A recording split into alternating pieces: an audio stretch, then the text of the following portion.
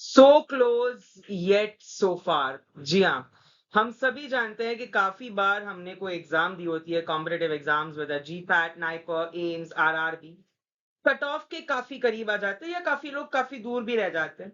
और ये सोच अक्सर everybody has this thought process in the mind कि क्यों हमारा नहीं हुआ, व्हाई वी कुडंट क्वालिफाई।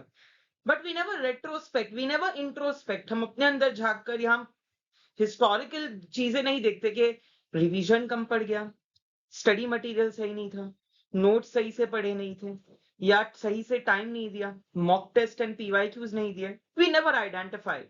अगर आपको कोई भी एग्जाम क्रैक करनी है, उसका एक गुरु मंत्र, एक सक्सेस मंत्र यही है, उसका पीवाईक्यू, उसके मॉक्स, सही नोट्स।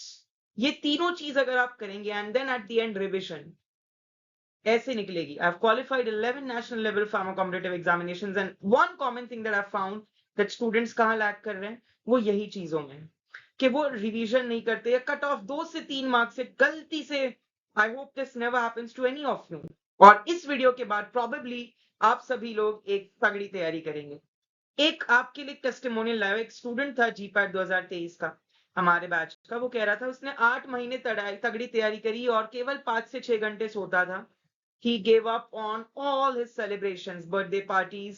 रिजल्ट आया, कट ऑफ 142, उसका 139, 3 मार्क्स से उसका रह गया।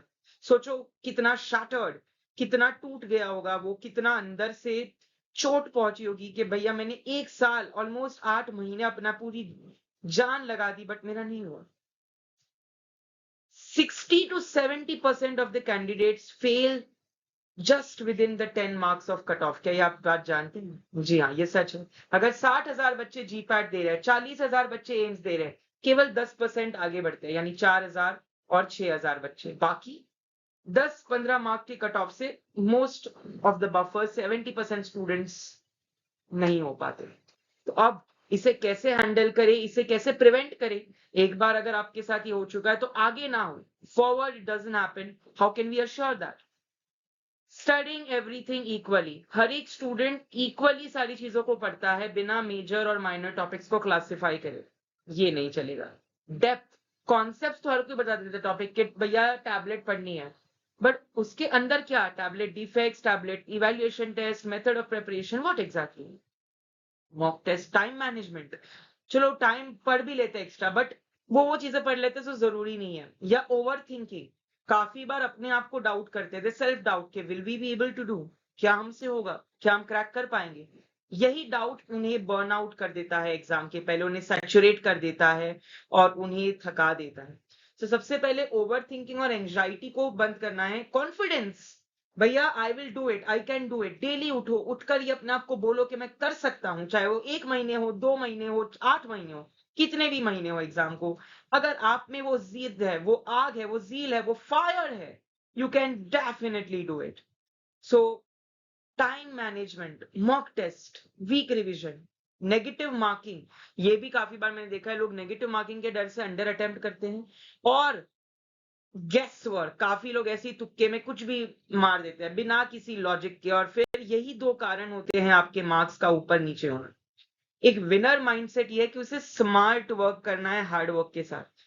हार्ड वर्क करोगे अपने आप सक्सेस तुम्हें फॉलो करेगा, बट आज के जमाने में smart work, your tool is your smart study. और रिवीजन, आप अगर कोई भी मेथड लिख लो, क्वार्टरल मेथड देख लो, पोमोडोरो टेक्निक, किसी भी मेथड से आप पढ़ रहे हैं, आपको आपके पढ़ाई का वैलिडेशन होना चाहिए, एनालिसिस होना चाहिए। कैसे होगा? जब तक मॉक टेस्ट नहीं देंगे, जब तक आप उस चीज को टेस्ट नहीं करोगे, how are you going to know कि जो आपने पढ़ा है वो सही है? सो जिस भी एग्जाम की आप तैयारी कर रहे हो, उसको पहले अच्छे से एनालाइज करो। Protect your brain from unwanted thoughts, depression, anxiety, over thinking etcetera, avoid that. The revision strategy, पहले जब आप नोट्स, पहले ऑडियो विजुअल मसल, ये 3 टाइप की मेमोरी समझ लो मुझसे। जब भी आप कोई चीज देख रहे हो, पढ़ रहे हो, लिख रहे हो, आपको 3 बार ये चीज, सेम चीज करने से वो चीज 10x टाइम्स ज्यादा जल्दी याद रहती है। So make sure that you read, write and also listen properly to the lecturers, जो भी लेक्चर्स आप सुन रहे हैं। That gains lot of good retention of knowledge. Along with that, अगर आपने एक और बार रिवीजन कर लिया, सपोज एक बार आपको जो फैकल्टी पढ़ा रहा है आपने सुन लिया, देख लिया जो नोट्स कर रहे हैं, रीड कर लिया, और एक बार अगर if you have good in teaching, आपने अपने दोस्त को पढ़ा दिया या आपने खुद से ही सेल्फ रिवाइज कर लिया, उसके बाद अगर आपने इस तरीके का स्पेस्ड रिपीटिशन और स्पेस्ड रिवीजन स्ट्रेटेजी करी है, कोई मुझे बोल के दिखाए कमेंट में, कहीं मुझे इस स्ट्रेटेजी के बाद बोल के दिखाए कि सर हमें याद नहीं हो रहा, मैं मान जाऊंगा। डेफिनेटली होगा, क्यों नहीं होगा। 60 to 80% रिटेंशन आप में पड़ जाएगा अगर आप में वो जुनून है। माइंड मैप, लोग प्लेन में ट्रैवल करते वक्त टेलीग्राम पे सॉल्व कर रहे, एक हाथ से बम्बू पकड़ा है बस में, एक हाथ से वो पकड़ा है ऊपर का स्टैंड और टेलीग्राम पे सॉल्व कर रहे हैं, वीडियो देख रहे हैं। इस तरीके का लोग बाथरूम में नहाते नहाते क्लासिफिकेशन रिवाइज कर रहे हैं, सोते सोते माइंड मैप्स बना रहे हैं। आप लोग भी कर सकते हो। ईच एंड एवरी एस्पायरेंट जिसने स्थान लिया है, सोच लिया कि वो तैयारी करेगा, वो कर सकता है। बस उसे अपना फाउंडेशन सही बनाना है, अपने प्रॉपर स्ट्रेटेजी को इंप्लीमेंट करना है और इंटेंसिफाई करके उसको एक स्केड्यूल बनाना है अपना खुद का। Never follow anyone else's schedule, make sure that you follow your own schedule. 8 घंटे पढ़ाई, 8 घंटे कुछ काम और 8 घंटे सोना, अगर इस तरीके का स्केड्यूल आप बनाते हैं, never follow anyone else's plan कि भैया वो सर की रैंक, पयाम सर की रैंक 1 थी, मैं उनका नहीं। पयाम सर का ब्रेन अलग चल रहा है, वो क्या पता जो चीज मुझे ज्यादा टाइम में याद होती है वो आपको कम टाइम में याद हो, राइट। तो हर एक चीज को अपना खुद के हिसाब से कस्टमाइज करो। कहते हैं ना आजकल customization, personalized medicine, stratifies medicine का जमाना है, तो make it yourself. Okay. Mock test जब लगा रहे हो तो मॉक टेस्ट के मार्क्स कमा रहे हैं, ये सोच के यू आर ओवर थिंकिंग कि क्या मुझसे होगा, will I be able to do, I am getting less marks, you get saturated, all your friends are going somewhere, you have that FOMO, fear of missing out, कि कहीं आप enjoy करना ना भूले।